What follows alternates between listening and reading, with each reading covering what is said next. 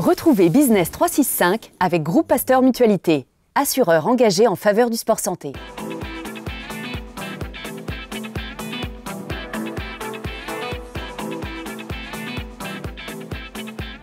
Business 365, c'est parti avec un premier invité, Thomas, qui est directeur général de Ulsport. Bonjour Thomas. Bonjour. Alors racontez-nous, vous êtes né en 1971 et votre premier job c'était chez Intersport.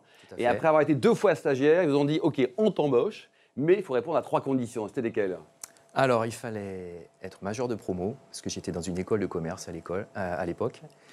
Il fallait pouvoir revenir pendant les vacances, parce que ils avaient besoin de quelqu'un en permanence et non pas simplement en alternance. Et puis, il fallait être réformé. Réformé, pas l'armée. C'était encore l'époque. Comment vous avez fait? Vous étiez pistonné à mort? Parce que réformé quand même, en théorie... J'avais la chance, Intersport avait la chance d'avoir des gens assez haut placés dans l'armée qui sont intervenus à la dernière minute. Un nom peut-être, même si à prescription quand même, de quelqu'un qui va se faire... Non, parce que il s'appelait Dupont de la Carrière, je crois. Ouais, là, vous allez faire un copain. Là. Alors, votre premier job, il est plus général. Votre premier job chez Intersport, c'était vous étiez à la fois acheteur et chef de produit? Tout à fait. La particularité d'Intersport, c'est qu'ils ont des marques propres. Et puis, ils ont aussi des marques internationales. Donc, dans l'univers des sports collectifs, il fallait faire... Ça appartient à qui d'ailleurs, Intersport? Intersport, c'est un groupement suisse. Avec maintenant une entité française qui est très forte, avec plus de 500 magasins, et qui est numéro 1 au monde, qui est numéro 2 en France. Voilà. 2 en France. Et donc en 1996, vous avez quitté Intersport pour arriver chez Ulsport, c'est ça? Tout à fait. Qu'est-ce qui vous a motivé? Remarquez, ça fait déjà 20 ans, vous êtes un garçon fidèle, vous, hein? Oui, 20 ans, c'est assez atypique dans l'industrie du sport, en effet, de rester 20 ans dans une boîte. Mais, vous avez beaucoup évolué d'ailleurs, en 20 ans, quoi. Je suis passé un petit peu par toutes les étapes. Ouais. Donc je suis parti d'Intersport parce qu'il y avait cette opportunité qui était de passer des achats aux ventes. Bien sûr. Tout simplement, d'être de l'autre côté de la barrière. Il y avait des considérations personnelles aussi. C'est-à-dire tout simplement parce que je me suis marié avec une sudiste. Ah oui. Et donc, de Bandol, non? Pas tout à fait de Bandol, Bordeaux, alors. Mais maintenant à Bandol, en effet. Alors un mot sur le groupe propriétaire donc, de Ulsport. C'est un groupe allemand, la marque a été créée dans les années 48, 1900? La marque est née en 1948, avec une jolie histoire, puisque le fondateur, il y a un monsieur Hull en allemand, qui était cordonnier de son état, et qui a eu l'idée un jour de récupérer des chutes de cuir et de les clouer sous les semelles des chaussures. Et ensuite, il a vendu ses crampons à quelqu'un qui a fait une toute petite carrière derrière, puisque c'était M. Dassler, qui a créé Adidas. Donc voilà, l'histoire a commencé comme ça, sur des crampons en cuir à clouer sous les chaussures. Et ce M. Hull est toujours propriétaire? Alors M. Hull a passé le relais à son fils, ouais. Qui ensuite s'est retiré de l'entreprise en 1998. Ouais. Et qui a laissé place à une autre famille, on est un groupe familial, ouais. Qui s'appelle la famille Daïs. Et la filiale française est basée à La Ciotat. Alors oui. Pourquoi La Ciotat? Alors c'est une histoire humaine, c'est un peu à l'image de ce qu'était monsieur Hull. Il est toujours vivant, j'en parle au passé, mais il est plus dans l'entreprise. Et on le salue d'ailleurs. Voilà. Un jour, il fallait choisir où allait être la filiale.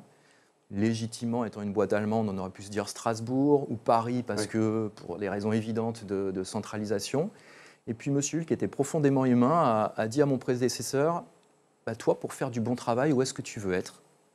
Et lui, j'ai envie d'être bronzé. Lui étant Marseillais, il a dit Marseille. Et c'est comme ça que ça s'est passé. M. Hull a dit, allez, ça sera pour Marseille. Et puis pour faire venir les acheteurs parisiens, c'est quand même plus sympa et plus sexy La Ciotat que Dunkerque, même si on n'a rien contre Dunkerque. Non, hein. c'est sûr. Pour autant, le groupe, Thomas, donc vous avez 4 marques pour 4 sports. Exactement, c'est la stratégie qui est assez atypique. On a des concurrents qui ont une seule marque et qui couvrent tous les sports. Nous, on a décidé d'être sur un positionnement différent. Chaque marque équivaut à un sport. Donc on a Ulsport dans le football. Ulsport, c'est pour le foot. Voilà. Ouais. On a Spalding dans le basket. On a Kempa dans le hand. Et on a BLK, très récemment, pour la partie rugby. La partie fabrication, j'espère que c'est européen quand même. C'est en France, en Allemagne. C'est pas en Chine, dites-nous là. Il y a quelques relocalisations, c'est à la mode en ce moment. Mais comme l'essentiel des équipementiers sportifs, on a du design qui est fait en Europe, en l'occurrence en Allemagne. Et la production en Asie, quoi. Et une grande partie de la production qui est faite en Alors, Asie. votre job, donc, vous êtes le patron pour la France, mais également le Maghreb, les enjeux d'une marque comme Ulsport sur le Maghreb. Alors d'abord, ça nous permet d'être à La Ciotat, au centre de notre secteur. C'est vrai. Voilà. Et puis, il ne faut pas oublier qu'on est une boîte allemande. Et il y a un choc de culture entre des Allemands très rigoureux et des pays d'Afrique du Nord. Les Marseillais sont pas rigoureux? Si, les Marseillais sont rigoureux, mais sont justement plus à même de traiter, ne serait-ce que par la langue, avec des pays du Maghreb, parce que ce sont des cousins. Et les enjeux, c'est que c'est la porte sur l'Afrique et que c'est le continent de demain. Et mes grands concurrents s'intéressent de plus en plus à l'Afrique.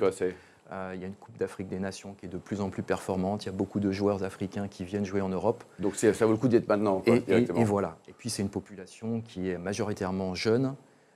Donc c'est un marché qui est très intéressant. Et sportif, quoi. Et sportif. Alors on parle un peu de sponsoring sportif, en commençant par le foot. Le foot, vous êtes le ballon de la L1. Pas facile d'être le ballon officiel quand on a des petits copains qui s'appellent Nike, Adidas. Alors on n'est pas encore le ballon de la Ligue 1. Ah, de la Ligue en tout cas. On sera le ballon de la Ligue 1 à partir de la saison 2017-2018. Par contre, on est le ballon de la Coupe de la Ligue, on est le ballon de la Ligue 2 à l'heure actuelle, pour la partie foot. Oui. Et oui, c'est pas facile d'exister au milieu de géants qui pèsent 30 milliards de dollars, 16 milliards de dollars pour les deux plus grands. Le groupe, on va quand même rappeler, c'est 60 millions. Hein, voilà. Tout compris, dont 21 en France à peu près. Quoi. Exactement. Vous êtes également partenaire d'un club de L2 au foot? Alors actuellement, on est partenaire de Valenciennes. On a historiquement été partenaire de clubs de Ligue 1 comme Bastia, comme Auxerre. Mais là, on a recentré notre stratégie marketing sur la partie ballon et sur la partie gardien de but. Avec Hugo Lloris, quoi. Voilà, il est sympa, lui. Vous l'utilisez comment, là? Vous faites des partenariats? Il fait un peu de RP avec vous? Hugo, il est très sympa. Assez méconnu parce qu'on a l'impression que c'est quelqu'un de froid, d'un peu distant. Il est très réservé. Par contre, c'est un très grand professionnel et très facile d'accès, qui se tient énormément au courant de ce qui se passe sur les produits. C'est vraiment son outil de travail et c'est pas simplement pour un petit chèque, quoi. Voilà. Combien ça coûte d'ailleurs pour sponsoriser Hugo Lloris? Je ne vais pas vous le dire parce qu'après il y a beaucoup de monde qui va vouloir lui faire une Alors le basket, vous êtes présent également en basket? On est présent en basket, oui, avec la marque Spalding. Ouais. Le hand aussi? Le hand avec Kempa. Sur la partie basket, on a la chance d'avoir la NBA. C'est quand même ce qui se fait de mieux en termes de ballon. Et puis le championnat français. Et le rugby? Alors le rugby, c'est la dernière marque qui vient de rentrer qui s'appelle BLK, mais ce n'est pas une histoire qui a démarré hier. On n'est pas à suivre, quoi. Pour les deux pays, d'ailleurs, États-Unis, Roumanie, et également des clubs, quoi. On a États-Unis, Roumanie, Fidji, Samoa. On était la marque la plus présente à la Coupe du Monde 2015. Et puis surtout le Stade Toulousain. Évidemment. Bon, ben voilà, on va suivre cette belle aventure. Merci beaucoup, Thomas. Bon vent pour Ulsport. On marque une petite pause et on se retrouve pour les clés de la réussite entre un sportif et une entreprise.